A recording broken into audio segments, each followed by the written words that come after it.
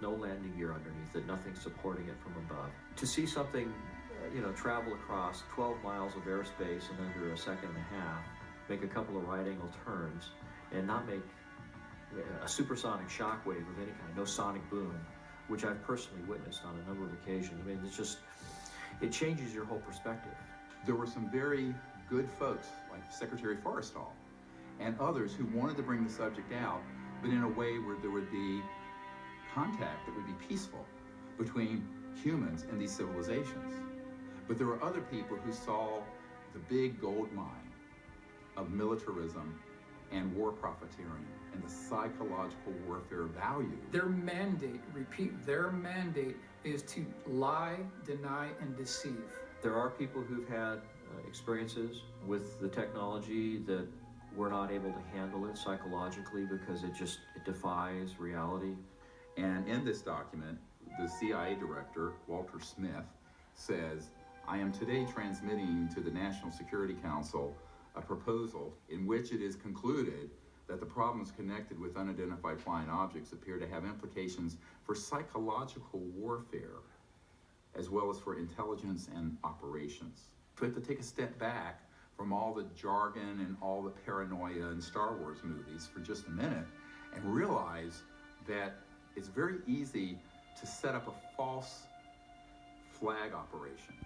A false flag operation, also known as a false indication and warning, is a military tactic in which you create the illusion of a threat, often by attacking yourself and blaming the desired enemy.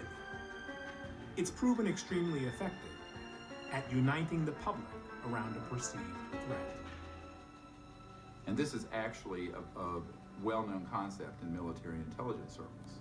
We did it in the Gulf of Tonkin in Vietnam, where we exaggerated, if not completely staged, an attack on our naval vessels so we would stampede President Johnson and the Congress into vastly expanding the Vietnam conflict to benefit, guess who? The military-industrial complex and the war profiteers. U.S. military officials, for example, have planned through a project called Operation Northwoods back in 1962 to dress up Cuban refugees in Cuban military uniforms, have them attack Guantanamo Base and kill U.S. military personnel, sink U.S. military ships, and blow up shopping centers in Miami, targeting, killing refugees from Cuba to infuriate the American population so that they can invade and occupy Cuba. It's astonishing that anybody would dare to make a recommendation like that, but they did it. Then you can look at Iraq. Concocted all kinds of false information about weapons of mass destruction, which Saddam Hussein did not have, and it was known in intelligence circles he didn't have. Fracture that whole part of the world, and now we have ISIS. So we have to realize the machinations and manipulations that go on behind the scenes leave us very vulnerable. And the big one is this one, where they could say, oh yes, the UFOs are real, but guess what? They're a threat. And we need to unite the world, like Will Smith said in the original Independence Day. Something you want to add to this briefing, Captain Hiller? No, sir. Just a little anxious to get up there and whoop E.T.'s ass, that's all.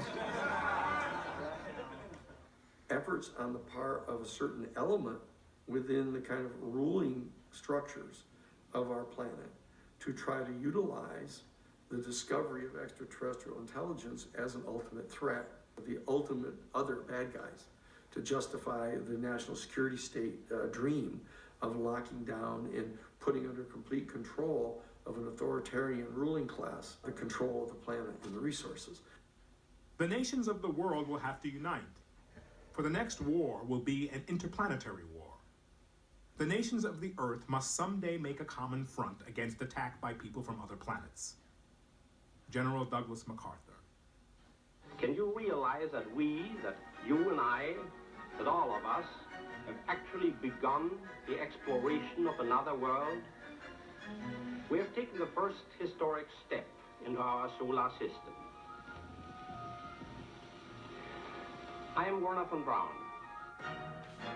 Wernher von Braun was one of the top scientists brought to the U.S. from Germany after World War II as part of Operation Paperclip. He invented the V-2 rocket for Adolf Hitler and became the chief architect of the Saturn V rocket for NASA's Apollo moon missions. In his deathbed confession, von Braun warned of a plot to pull off the ultimate false flag, using back-engineered alien reproduction vehicles to stage an invasion from outer space. When von Braun was dying in front of me the very first day that I met him, he had tubes draining out of his side. And he was tapping on the desk telling me, "You will come to Fairchild." I was a school teacher. "You will come to Fairchild and you will be responsible for keeping weapons out of space." The strategy that Wernher von Braun taught me was that first the Russians were the enemy against whom we're going to build space-based weapons. Then terrorists would be identified. Then we were going to identify third world country crazies. The last card is the alien card, and all of it, he said, is a lie. A lie. Have you been exposed, or did you come across in your career and your network the false INW or the deceptive indication and warnings projects related to this? Yes. And what did you find out about those? That's pretty hush. I don't think I should talk about that. Yeah. I mean, that's where when I briefed the head of the Defense Intelligence Agency, that was the main subject. That is, that's very sensitive. Yeah, it's very sensitive. Yeah. I occasionally think how quickly our differences worldwide would vanish if we were facing an alien threat from outside this world.